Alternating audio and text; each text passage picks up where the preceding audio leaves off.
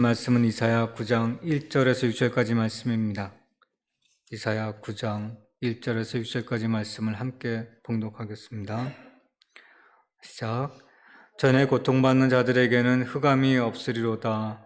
옛적에는 여호와께서 스불론 땅과 납달리 땅이 멸시를 당하게 하셨더니 후에는 해변길과 요단 저쪽 이방의 갈릴리를 영화롭게 하셨느니라. 흑암에 행하던 백성이 큰 빛을 보고 사망의 그늘질 땅에 거주하던 자에게 빛이 비치도다. 주께서 이 나라를 장성하게 하시며 그 즐거움을 더하게 하셨으므로 추수하는 즐거움과 탈취물을 나눌 때의 즐거움같이 그들의 주 앞에서 즐거워하오니 이는 그들이 무겁게 맨 명예와 그들의 어깨의 채찍과 그 압제자의 막대기를 주께서 꺾으시되 미디안의 날과 같이 하셨음이이다. 어지러이 싸우는 군인들의 신과 피 묻은 겉옷이 불의 섭같이 살라지르니 이는 한 아이가 우리에게 낳고 한 아들 우리에게 주신 바 되었는데 그의 어깨는 정사를 메었고 그의 이름은 기묘자라 모사라 전능하신 하나님이라 영전하시는 아버지라 평강의 왕이라 할 것입니다. 아멘. 오늘 본문의 말씀의 배경이 되는 사건은 남유다 아하스 왕 때 북이스라엘과 아람군의 연합군이 남유다를 침략했을 때 그 바로 직전의 상황을 배경으로 하고 있습니다. 아하스 왕은 아수르에게 도움을 받아서 아수르를 의지함으로써 북이스라엘과 남유다, 아람군의 연합군을 물리치려고 했었죠. 그렇지만 잘 알다시피 아하스 왕의 그 계획은 실패로 돌아가고 맙니다. 오히려 아수르가 그 다음 왕인 히스기야 왕 때 대군을 이끌고 와서 남유다를 괴롭히고 그들의 굉장한 고통을 주는 사건으로 이어지게 됩니다. 이 아하스 왕 때 이사야가 아하스 왕을 만나서 그렇게 아무런 가능성이 없어 보이는 현실적으로 맞닥뜨린 상황은 남유다에게 커다란 어려움이 되는 그런 상황 속에서도 이스라엘에게 그다음에 아람군을 하나님이 그들을 치실 것이고 그들을 멸망시킬 것이고 그리고 아수르까지 멸망시킬 것이라는 그 예언의 말씀과 그리고 그것으로부터 하나님 더욱 의지하라고 하는 하나님의 말씀의 대언을 하게 됩니다. 그러면서 이어지는 말씀이 7장부터 12장까지 사건 속에서 오늘 메시아의 등장에 대한 부분을 말씀하고 있다는 거죠. 아하스 왕은 실패한 왕이지만 그래서 남유다도 그 히스기야 왕 때 아수르부터 엄청난 고통을 당하게 되지만 그런 상황 속에서도 희망의 빛이 남유다가 잃지 말 것, 그 대망을 품으라고 하는 것에 대한 말씀이 오늘 본문의 말씀입니다. 어제도 말씀드렸듯이 심판과 회복의 메시지가 반복된다는 것은 그만큼 그 사실을 확증하는 것이고 하나님이 보증한다는 것이고 그 일이 그대로 이루어진다고 하는 약속이기도 합니다. 그래서 오늘 있는 본문의 이 메시아 등장의 말씀도 기원전 700년 후가 거슬러 올라가 예수님의 탄생하심으로써 그것이 성취가 됩니다. 오늘 본문의 말씀은 그 메시아의 등장에 대한 예고를 하시는 말씀 가운데서 그럼 그 메시아가 와서 해야 될 일이 무엇인지에 대해서 굉장히 소상하게 우리에게 말씀해 주고 있습니다. 놀랍지 않습니까? 700년 전에 어떻게 오실 것이며 그 오신 모습부터 시작해서 그가 해야 될 일이 무엇이며 그걸 통해서 세상이 어떻게 될 것인지에 대한 말씀을 정확하게 예언하고 있다는 겁니다. 이 말씀이 우리가 지금 살아가고 있는 이 시대 속에서도 암울하고 때로는 희망이 없어 보이는 이 현실 속에서도 우리에게 소망이 되시는, 그래서 힘이 되는 지혜의 말씀이 되기도 하는 것입니다. 과연 그런 메시아가 어떻게 오시고 또 그것에 대해서 무슨 일을 하실 건지에 대해서 무엇라 증언하고 있는지 오늘 본문의 말씀 통해서 살펴보기를 원합니다. 자, 1절부터 2절까지 말씀은 바로 앞장에 있는 8장에서 이어진 말씀입니다. 그리고 지금 북이스라엘과 아람군의 연합군이 남유다를 위협하고 있을 때 그들이 겪어야 할, 즉 이들은 지금 이 지역적으로 본다고 하면 납달리와 스불론 이 지역은 이스라엘 남유다로 전체로 본다고 하면 제일 북방입니다. 남유다 측에서 본다면 제일 꼭대기에 있는 지방이기도 하지만 북이스라엘 측에서 볼 때도 제일 다한과 함께 제일 이방의 민족들부터 침략을 많이 받았던 곳이기도 합니다. 변방이라고 그러죠. 우리 예전에 뭐 삼국시대라든지 아니면은 그 위에 고려 그다음에 조선시대에도 함경도 쪽은 항상 북방 오랑캐로부터 많은 침략을 받았던 것이고, 그래서 그곳 사람들은 마음이 흉흉합니다. 그래서 항상 피해보는 것은 많은 여성들이 피해를 많이 보게 되잖아요. 그러니까 그 낳은 아이들도 정체불명의 아이들이 많았던 거예요. 그러니까 지금 북이스라엘 북단에 있는, 즉 지금 이쪽의 입장에서 본다면은 제일 꼭대기에 이방 침략들이 가장 많았던 그곳은 사는 것도 척박했지만 다른 지역에 비해서, 그리고 그 정체도 도대체 누군지도 알 수 없는 그런 히브리 사람 같기도 하지만 이방 민족들이 섞여 있는 혼을 잡족과 같은 그런 많은 족속들이 살아갔던 곳이 그 지역이기도 합니다. 그러니 그곳은 어찌 보면은 희망이라고는 없다고 할 수 있죠. 삶으로서는 이방 침략에 끊임없는 침략으로 고통당하고 있고 자신의 정체성에 대해서 흔들리게 되고, 그런 상황 속에서 오늘 이사야를 통해서 말씀하시는 곳은 그곳에 빛이 임하게 될 것이라는 얘기입니다. 이것은 역사적으로 이루어지는 일들은 아람군과 북이스라엘도 멸망이 되지만 아수르군도 히스기야 왕 때 하나님의 도우심으로 스들길에 쏘다가 저는 후퇴하지 말죠. 그 아수르군의 대군으로부터 남유다를 지켜주는 것도 하나님이 역사적으로 이뤄낸 사실이지만, 이것은 영적으로 해석을 해서 그 뒤에 이뤄진 일로 본다고 하면은 예수 그리스도의 역사적 사실을 통해서도 우리 지금에게도 똑같은 일이 우리에게도 이게 임하는 것을 우리에게 보여주기도 합니다. 예수님이 탄생한 곳은 베들레헴이지만 주로 활동하셨던 곳은 갈릴리 지역이잖아요. 납달리라고 하는 곳이 바로 어디냐면 갈릴리 북단에 있는 그 지역을 에워싸고 있는 지역입니다. 그러니까 이스라엘을 3등분해서 나눠본다면 유다가 있고 사마리아가 있고 그 위에 바로 지금 얘기하고 있는 갈릴리 지역이 있어요. 그러니까 이 나사렛이라고 하는 그 지역 쪽에서는 그 당시로 생각한다면 아까 그런 역사적 배경 때문에 히브리 민족들이 볼 때도 멸시와 천대를 받았던 곳이고 소외됐던 곳입니다. 그러나 예수님은 그곳에서 활약을 하시죠. 그래서 지금 오늘 본문의 1절과 2절 말씀에서는 그 소외받고 천대받고 멸시받았던 그곳에, 고통받는 그곳에 큰 빛을 보게 되고 사망의 그늘진 땅에 거주하는 데서 빛이 비치도다라고 얘기하는 겁니다. 예수 그리스도를 통해서 이 일이 현실이 되고 이 일이 성취가 되는 거죠. 자, 그렇게 해서 빛으로 오신 예수 그리스도가 그들에게 했던 일들이 어떤 일이 벌어지게 되느냐? 주께서 그 나라를 창성하게 하시며 그 즐거움을 더하게 하셨으므로 추수하는 즐거움과 탈취문을 안을 때의 즐거움같이 그들이 주 앞에서 즐겁게 되었다고 합니다. 그 나라라고 한다는 것은 역사적인 사실로 본다면은 이방 민족의 침략으로부터 하나님이 지켜주신 것도, 그래서 그 나라가 유지된 것도 남유다에 대한 역사적 사실도 이해가 될 수 있지만, 우리로서 생각한다면 하나님의 나라를 그 나라라고 볼 수 있습니다. 이 상징하는 것은 그 의미죠. 예수 그리스도를 통해서 오신 그 나라는 바로 즐거움이 가득 찬 나라라고 한마디로 표현하고 있는 겁니다. 즐거움이란 말이 4번이나 반복되고 있어요. 그러니까 그 나라는 기쁨과 즐거움이 넘치는 희락의 나라입니다. 왜 그 나라가 즐거움과 기쁨의 나라가 되는지는 4절과 5절 말씀에서 설명해 주고 있습니다. 이는 그들이 무겁게 맨 멍에와 그들의 어깨의 채찍과 그 앞대자의 막대기를 주께서 꺾으시되 미디안의 날과 같이 하셨습니다. 어지러이 싸우는 군인들의 신과 피 묻은 겉옷이 불의 섭과 같이 살라지니, 이 말의 의미는 앞절에 4절에 있는 말씀은 마치 두 가지 사건을 우리는 바로 연상해 볼 수 있게 됩니다.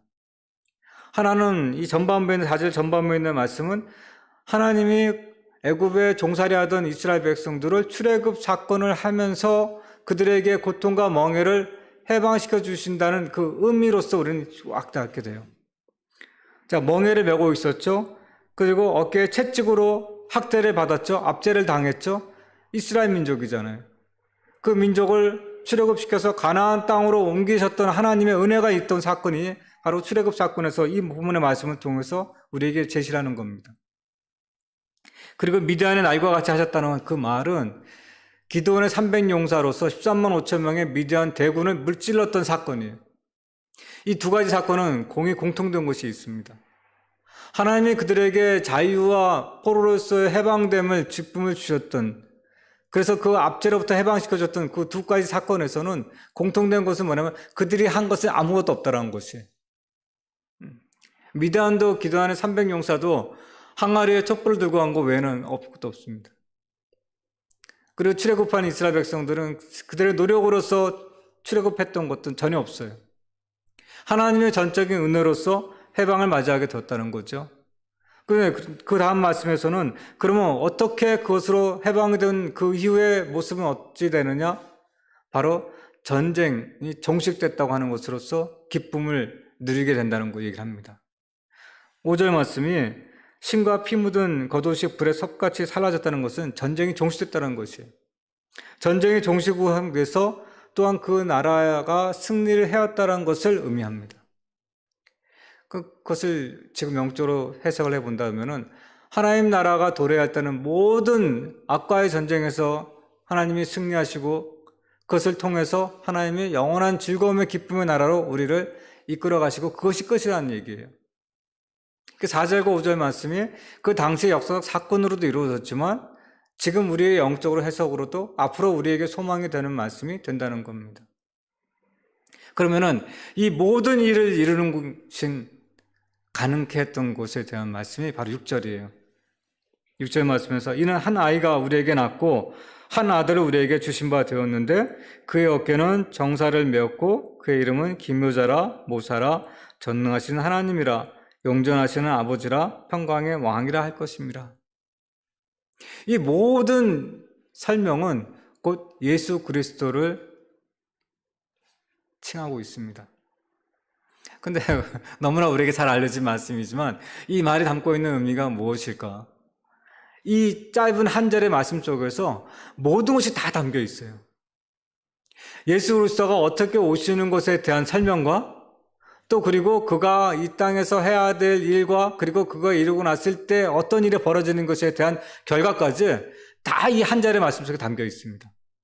자, 한 아이가 우리에게 낳았다라고 얘기했습니다.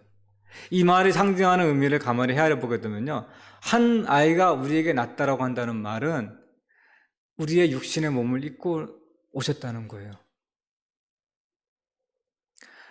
우리는 아주 거대한 아주 위대한 인물이 탄생하는 그런 탄생 신화를 보게 되면요, 아래에서 태어났다는 것으로 보게 되기도 하고, 뭔가 좀 거창하잖아요. 좀 당군 신화만 하더라도 보십시오.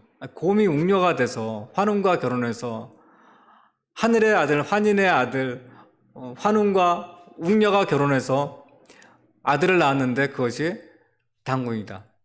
당군이라 하는 말은요, 정치를 이끄는 왕과 그 다음에 제사장의 이권을 다하는 제정시대의 지도자라는 뜻이에요. 왕검이란 말인 정치적인 지도자는 왕이란 뜻이고, 당군이란 말은 제사장이란 뜻이에요.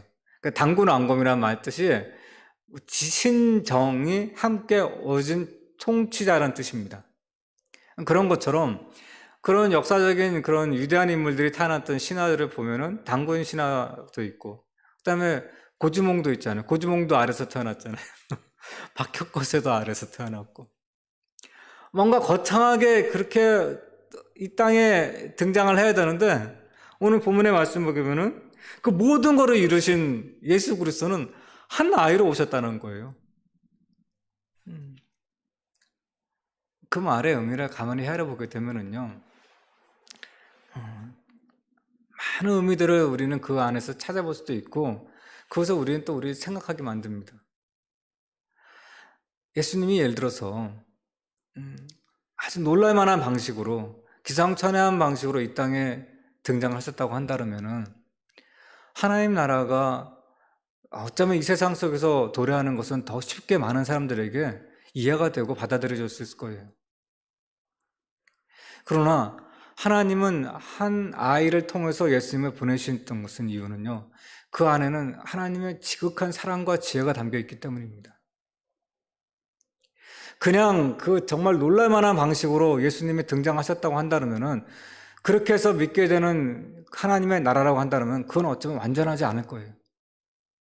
정말 하나님이 바라시는 이 땅에서 우리를 통해서 이루고자 했던 하나님의 영광됨은 드러나지 않을 것입니다.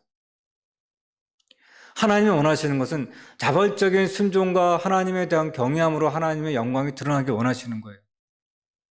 그 커다란 지혜 속에서 하나님이 그것을 우리에게 보여주신 것이 한 아이를 통해서 이 땅에 오신 예수 그리스도입니다.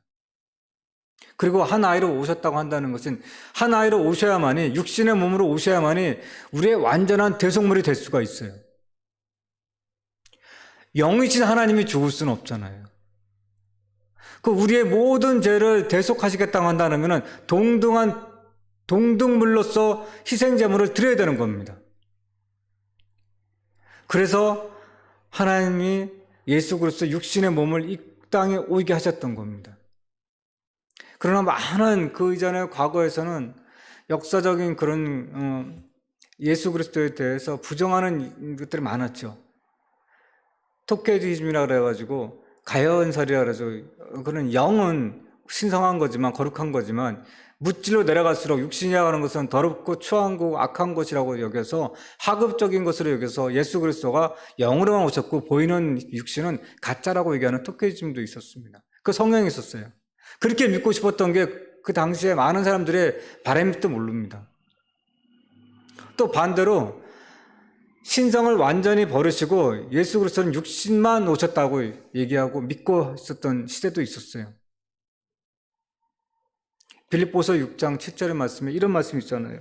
그는 본본 하나님의 동체를 비우시고라 하는, 버리시고라 할 때, 그러면 그때 당시에 예수님이 오셨던 모습은 신성을 완전히 버리셨다라고 하는 것이죠. 아니요, 그렇지 않죠. 예수님이 이 땅에 오셨던 것은 신성과 인성을 다 지니신 상태로 오셨습니다.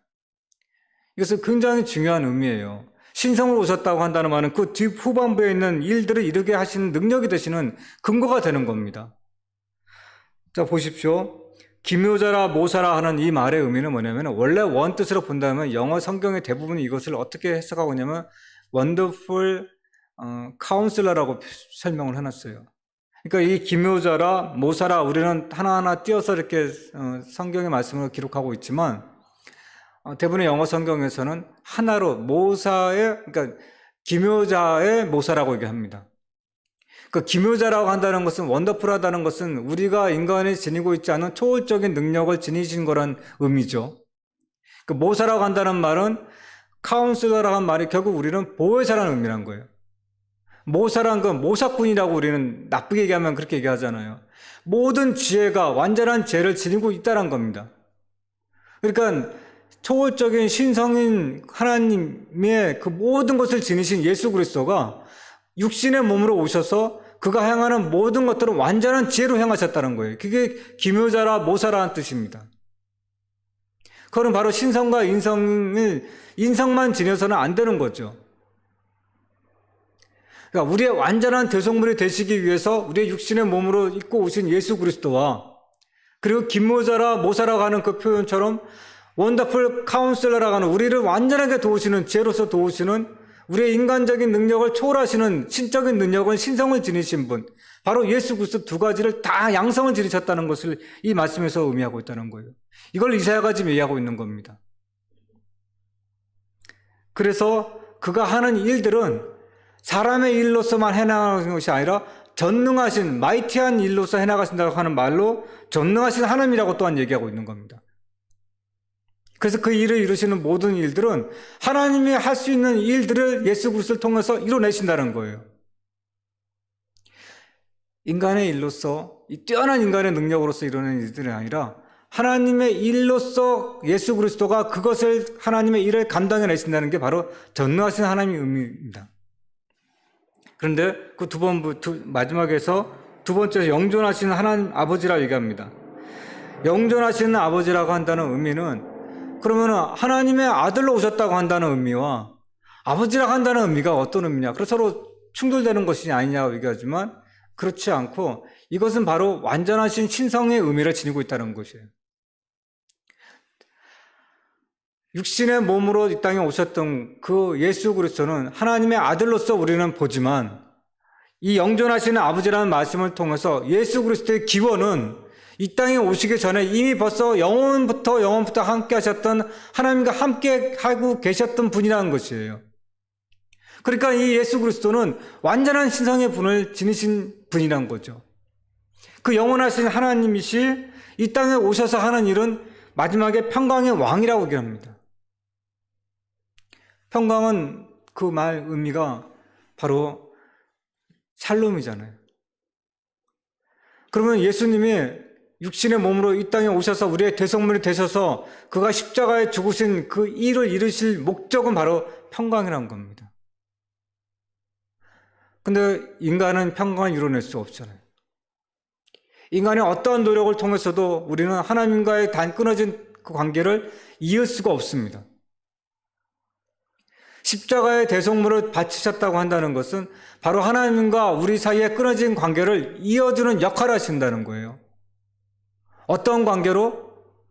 에덴 동산에서 아담과 하와가 함께 거닐던 그 평화로운 관계로서 다시 복원시켜주는 역할을 하시는 분이 바로 평강의 왕으로 오신 예수 그리스도가 하신 최종적인 목적이라는 겁니다.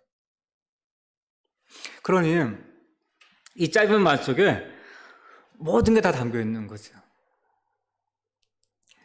인간의 몸으로 오신 예수 그리스도, 그가 하신 일, 그리고 그를 통해서 이룬 결과의 최종 우리의 소망이 되는 하나님의 나라 속에서 이어지는 그 모든 것들, 그 바로 이사야가 오늘 본문의 말씀 속에서 암과 같은 아무런 희망이 없는 그 시대의 남유다, 더 나아가서는 지금 우리들에게까지 약속해 주는 말씀이란 겁니다. 우리는 때로는 예수 그리스도에 대해서 그냥 막연하게 생각할 때가 참 많아요. 그러나 정말 하루하루 살아갈 때 어저께 말씀드렸던 실천하는 그리스도인이라고 한다는 것은, 하나님의 뜻을 하나님께 묻고 살아간다고 한다는 것은 어저께 말씀드렸잖아요. 그것이 바로 실천하는 그리스도인의 삶의 모습이라고, 그것이 하나님이 우리에게 바라시는 삶의 양식이라고 말씀드렸던 것처럼, 그런데 그 양식 속에서 그렇게 해줄 수 있게끔 하시는 분이 바로 예수 그리스도입니다.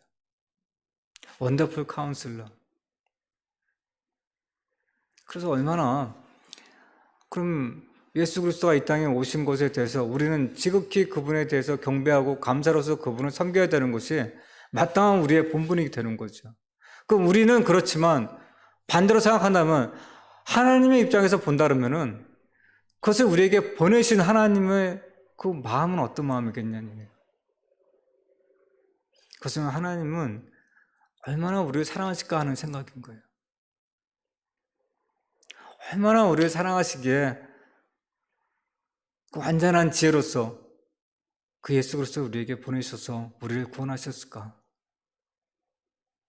그 생각하면은 때로는 우리가 살아갈 때 정말 기쁨 없는 슬픔의 나날 속에 살아가는 것 같고 무기력하게 살아가는 것 같지만, 그 하나님의 그 사랑을 안다고 한다면은, 하나님이 아들까지 보내신 그 은혜를 생각한다면 사실은 마음속에 기쁨이 넘쳐야 되는 겁니다. 그래서 어찌 보면은 그 삶이 기쁨이 되지 못하고 기쁘게 살아가지 않는다는 것은요, 은혜에서 좀 떨어져 있는 거예요. 그렇게 진단해 보시면 맞습니다. 날마다 내 안에 예수 그리스도와 하나님의 은혜가 내 안에 가득 차 있는데, 그 세상에 때로 나를 힘들게 하는 것들로부터 내가 억눌려 있다고 한다해서, 그래서 내 기쁨을 다 빼앗겼다고 한다면, 그럼 내 안에 가득 차 있는 예수 그리스도가 빠져 있는 거죠. 그래서 어쩌면은 오늘 이 말씀이 우리에게 소망이 될 수 있는 말씀이기도 하지만, 또 우리가 하루 살아갈 때 기쁨으로 살아가야 될 이유를 여기서 찾을 수도 있는 겁니다. 아들까지 보내주신 하나님의 사랑을 생각한다면 이 세상 살아갈 때 기쁘게 살아가야죠. 이 은혜가 저 여러분 마음속에 넘치기를 소망합니다. 고마우신 하나님 아버지 하나님께서 우리를 얼마나 사랑하시기에 그 아끼시는 독생자 예수 그리스도를 우리의 육신의 몸을 빌어서 그 많은 고통을 짊어지고 십자가의 대속물로 바치기까지 사랑하셨던 그 아버지의 사랑을 이 말씀 속에서 또한 헤아려 보게 됩니다.